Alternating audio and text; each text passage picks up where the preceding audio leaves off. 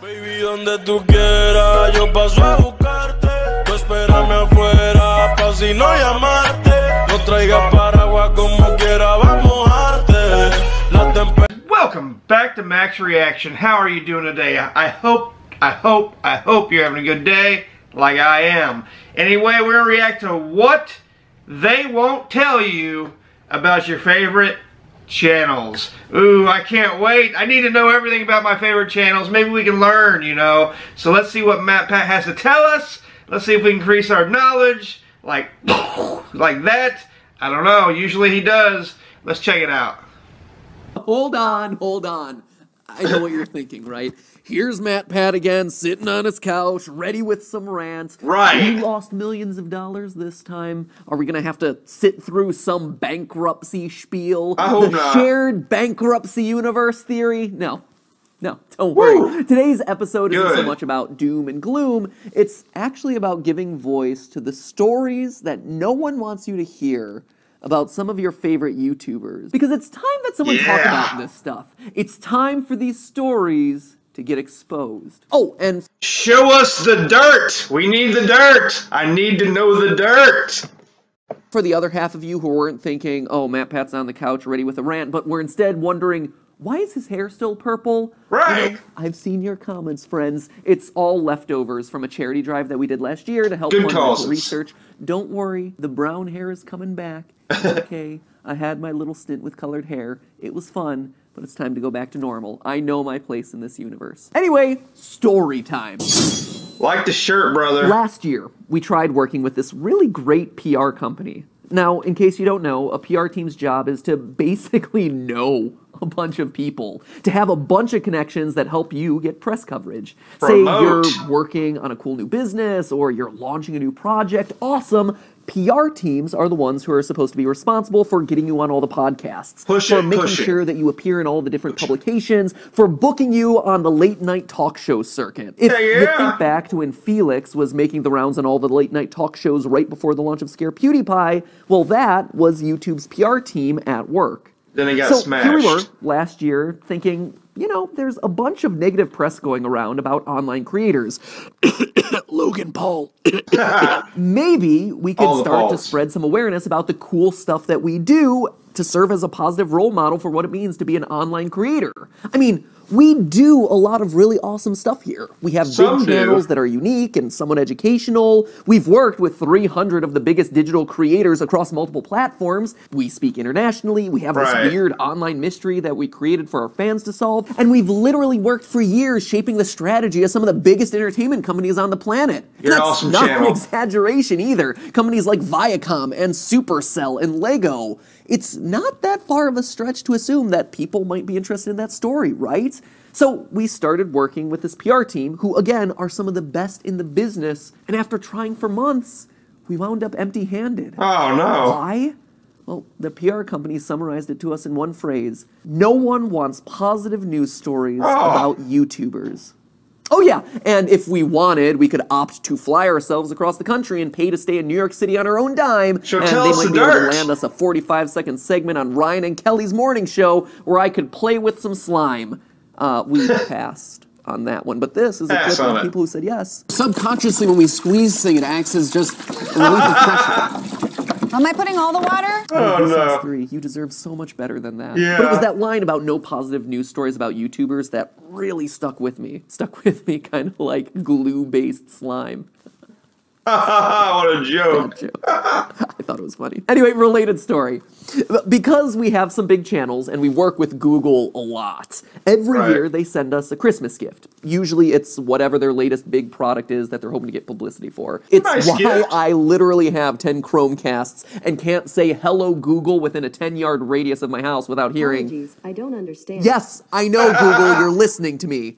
It's always listening. Anyway, this Christmas we got our box for the Google gift, but it came with something a little bit extra. I'm not talking about a Christmas ribbon. You see, on the shipping label was a little Merry Christmas message for MatPat, Google mid-tier influencer. Wow. Merry Christmas, MatPat. You are just about average in the eyes of Google. Knowing where I You're rank above in average. the Google grand hierarchy is truly what Christmas is all about. Now, admittedly, I was a bit bummed by this. Like, seriously. I thought for sure I'd be like, I don't know, qualifying for the tier where they care enough about you to avoid telling you what they really think about you. So I asked my YouTube contact what it would take to get me into that top tier status. What number do I have to hit? And it turns out that it would be impossible. Based on the internal systems that Google has in place, there is a team dedicated to top influencers and a separate one that's dedicated to channels that cover gaming.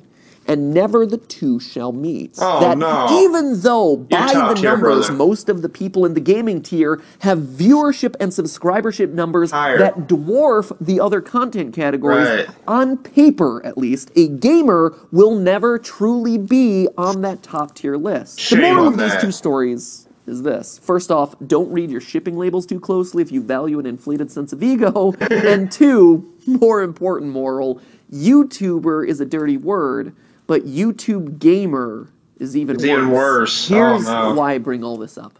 Everyone is currently saying that we're on the verge of Adpocalypse 2, revenge of the yellow buttons.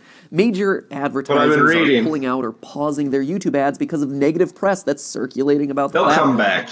And of course, when the money starts to evaporate, then YouTube has to over-respond to just show how seriously they're taking all these new accusations in order to win everyone's confidence back, which in turn leaves a bunch of channels and creators dealing with the fallout, dealing with the demonetization and all the insecurity about the platform that comes with it. Good creators who are doing good work ultimately suffer the consequences because of these few bad actors, as they call them. It happened with Adpocalypse 1, it happened with Logan Paul, and now we're on the verge of it happening again.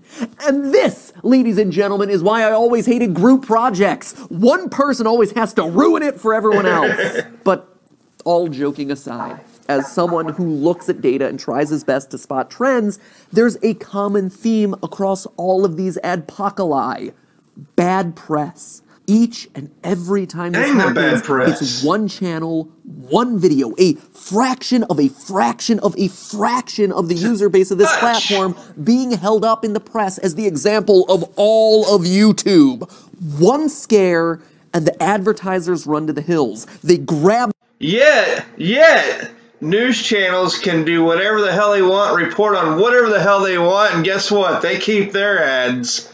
Shame on them. News channels can even lie and make people look bad and tell lies about people. Guess what? They get to keep their ads. It doesn't make any damn sense. Shame on you, the Wall Street Journal and all the big news channels. Shame on you.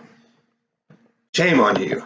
Their pitchforks. Spoiler alert, advertisers, there are billions of views here, happening on millions of videos across hundreds of thousands of channels every single day. And your ads, if your ad agency is doing it right, aren't running on those bad actor videos in obscure parts of YouTube. If they are, that's not us, and it's not YouTube to blame. It is the people buying your ad placements. Instead, your ads should be supporting a thriving creative ecosystem that is filled with people who are pushing entertainment forward, who are connecting with audiences in ways that traditional entertainment has never been able to before, and people who are making the world a better place. I totally get it. You probably think I'm exaggerating. Making the world a better place. What sort of self-aggrandizing bozo is sitting on his little Easter egg-colored couch here? You can do that! The thing is, though, I understand that because you've never been exposed to all the great stuff, and more importantly, the great people who are here making it happen. And to that point, it's time that I step in and start serving as the PR company and try to enlighten you a little bit. Yes! Hit the first milestone. The 2018 Project for Awesome is here. I can't believe this is the 12th Project for Awesome. Awesome creators. We made £60,000. Honestly. For charity.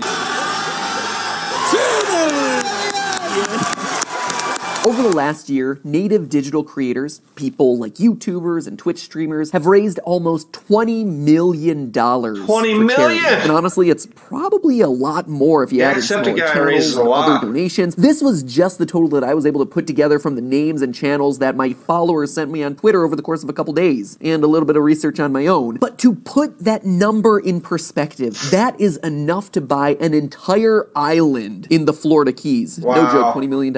It's enough to buy 20 orca whales, 5 blimps, or a bathroom on the International Space Station. It's more than ultra-rich celebrities like Angelina Jolie, Beyonce, and the Obamas give to charity. The only people who publicly give more than this are literal billionaires, like Oprah, Bill Gates, and J.K. Rowling. And what's coolest about online creators giving $20 million is the range of creators and the communities that are getting together to make this happen. Highlights include H. Bomber Guy, who raised over $340,000 on a charity stream to support mermaids, a UK organization supporting transgender kids, Noah J. raising hundreds of thousands of dollars for St. Jude's. You have Markiplier and Jacksepticeye, who are absolutely prolific charitable givers, who've turned their communities into literal armies of goodwill giving, to the tune of almost $2 million in the last year alone. Mark had a live stream that raised $500,000 just a few days ago, which set a new all-time benchmark for him. And they're out there competing with the likes of the Yogscast Jingle Jam, which in 2018 alone raised $3.3 million. And it's raised over $14 million since 2011. These numbers are insane. And these are just some of the biggest names that overlap with the people who watch this channel. What about Guardian Con or Games Done Quick? Events like ZeldaCon coming in at almost $5 million combined in the last year for charities like Doctors Without Borders and Child's Play. Rooster Teeth raised $1.5 million, and Minecrafters led by Preston Plays raised yet another $500,000 for Game Pink, which supports breast cancer patients through gaming. H3H3 raised over $200,000 through a celebrity podcast. Mr. Beast donated $20,000 worth of clothing to homeless shelters and made a lot of really expensive products available for like $1 or less at his little pop-up shop. It was really cool. And this is all just in the US. Gronk and his crew in Germany raised over $800,000 last year. And that's only the one that was sent to me. I'm sure there's tons more. And yeah, all these big guys are getting a lot of the attention, but what about the real work that's getting done by the creators in the middle ranks? Leon Hart donates Pokemon paraphernalia. Dados Destiny cross-dressed. Cowbelly TV apparently said Gucci Gang 1 million times to raise $20,000 for Red Nose Day. 1 million times? I didn't double check his counting, but the $20,000, totally legit. Others who were brought to my attention on Twitter were people like Super Carlin Brothers raising money for Lumos, Zerato R raising funds for Doctors Without Borders, Vine Sauce, Eagle Raptor, Defunct Land, and Disney Dan, Chugga Conroy, Proton John, Mini Lad, Colleen Ballinger, Katie Morton, Elton Castee, and so many others, all raising money for children's hospitals, animal welfare and rehabilitation, suicide prevention. The list is so huge, I can't even run through it. There were thousands submitted. Here's a list I'm gonna run through on screen right now. Just, there are so many. Even the people the media hates most on this platform. Logan Paul donated $1 million to suicide prevention as part of his apology tour. Jake Paul personally went down to help victims of Hurricane Harvey. He's volunteered on Thanksgiving to make meals, and he says that he's donated $200,000 of his own personal dollars to charity. Sure, for both those guys, it might be image rehab, but charity is charity. There is no such thing as bad giving. Even the guy the media hates the most on this platform, Felix. PewDiePie has been raising money even before he was the #1 channel on YouTube. Way back in 2012, he won this online contest called King of the Web, and for those of you who are too young to remember King of the Web, it was a really interesting time for YouTubers.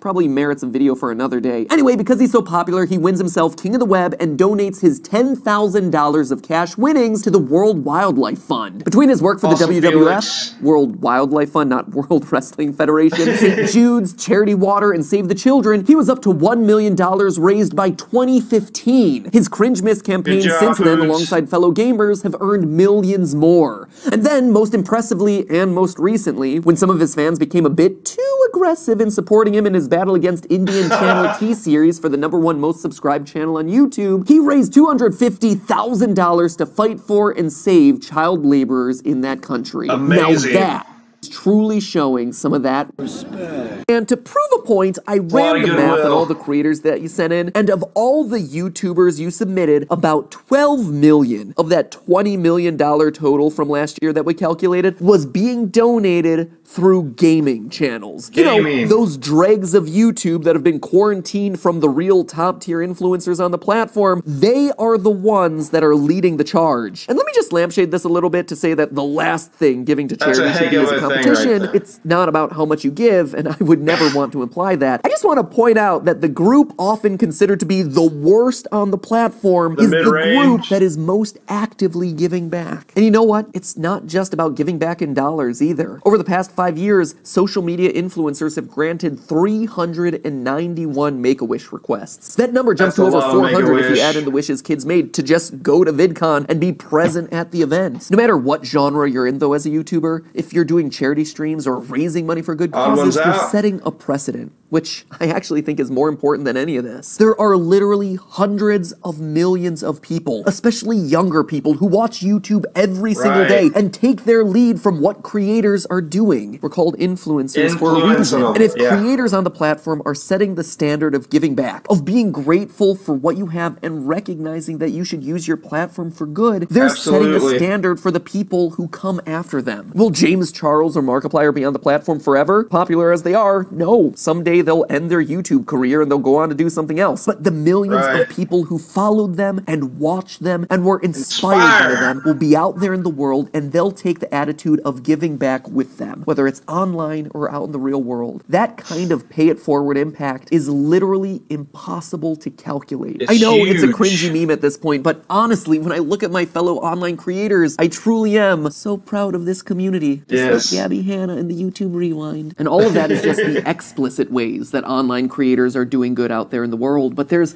an implicit layer to all this too. We get tons of emails and comments and letters and in-person stories from our fans saying that we've helped them with their depression, their anxiety, people who are having a hard time in some other way, simply by creating a channel, by making our videos, by creating a community that they belong to. That by doing that, we've saved lives. And that's no exaggeration. I will never forget this one day at VidCon Europe, where after I gave a speech, a loyal theorist came up to me and told me the story of how she physically did not talk for years. And that one day, she found our GT Live live streams, and it literally gave her the courage to find her voice again. I think it seems to be goosebumps listening to YouTube to find communities that are like them. When they feel like out in the rest of the world, and the way that advertiser-friendly media portrays it just doesn't reflect them. They don't feel represented.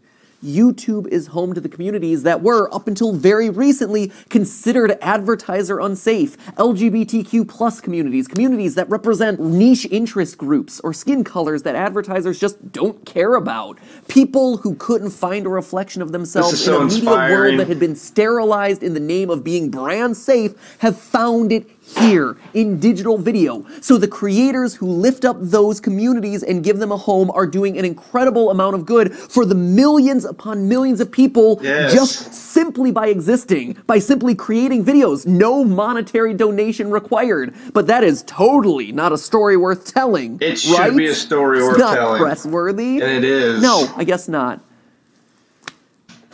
I don't know. I guess I'm just confused. I mean, I totally get not wanting to sponsor child predators or a platform that supports child predators. No problem. But to my knowledge, I didn't see any brands pulling their ads from the Oscars, even though they were also a platform where Bohemian Rhapsody, a movie directed by an accused child predator, was getting a bunch of awards. Or when, just a few years prior, Hacksaw Ridge was nominated for a bunch of Oscars, despite it being directed by someone who had made multiple sexist and racist remarks just a few years ago. Speaking of Oscar nominees, by the way, Johnny Depp. He's a popular guy. He seems to get plenty of love from brands, despite being accused of abuse by his former wife. Kim Kardashian, love her. Totally think her family's brilliant. Legitimately, I seriously think that they're brilliant. Brands are tripping over themselves to work with her, and the press are eager to cover her everywhere. But if we're all so worried about brand safety and the bad behavior of YouTubers, then shouldn't we also be avoiding Kim Kardashian and her family? Since all of their success was built on a sex tape that Kim explicitly had to sign off of in order to have leaked out to the public. Look it up, friends. She actually had to sign it in order for that to go public. Or, you know, you can also mention her unwillingness to disclose brand deals on Instagram, which she was accused of, and then she was warned about by the FTC, and yet she still does it. But nope, it's the online creators out there in the world who are the real problem. You know what's not a problem? Football. Football is huge for advertisers, even though it's the sport that's known to cause brain damage in players. Some of those players tend to be physically abusive to both animals and their significant others. Oh, and the biggest team in the country is owned by a guy who was just arrested for soliciting prostitutes at a spa associated with human trafficking. Where are the pitchforks now, friends? The mass pulling of ads from the NFL until things change. Clean up the platform. Clean up the NFL. Oh, wait. That's not happening. Even here on YouTube, there seems to be a double standard that I can't quite figure out. You know, take for instance the song This Is America. Amazing song by the Childish Gambino, a.k.a. Lando Calrissian, a.k.a. Donald Glover, who will always be Troy Barnes to me. But call him what you will, you guys seem more than happy to advertise on that music video, despite there being multiple scenes of gun violence, let alone themes of racism in America throughout the song. I mean, I get it, it's an incredible work of art, but if you are so worried about the brand unsafety of YouTubers, or, God forbid, gamers, maybe this song shouldn't be the right place for your brand either. Maybe not. So much good happening here on the platform, it's almost like this isn't an incredible the real reason why you advertisers are pulling out. Like, there's a double standard that exists between how traditional celebrity is treated and how online celebrity, online influencers are treated. And you see, that's the real problem here. Advertise however you want, but don't be hypocrites about it. If you don't want to advertise on the stuff we're doing, just don't. But be honest about why you're doing it. Don't lump us in with child predators or brand safety issues or unsavory content just to fulfill some false narrative to justify your own self-imposed hypocrisy. We're doing good work here. Positive work here. We are enacting social change. It is something that our audiences of millions understand. And when you do things that force us to adhere to standards that aren't realistic and hold YouTube as a platform to standards that aren't realistic, we all suffer. We all become just a little bit blander. We all lose a little bit about what makes this digital ecosystem This is so inspiring, special. This video. And it's just a shame that even though us millions understand it, you can't appreciate it too. Because I think that's a big missed opportunity to advertise in front of.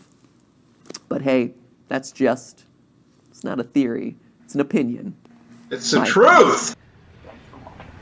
It's not even an opinion, it's the truth. It is the truth. He spoke so much truth.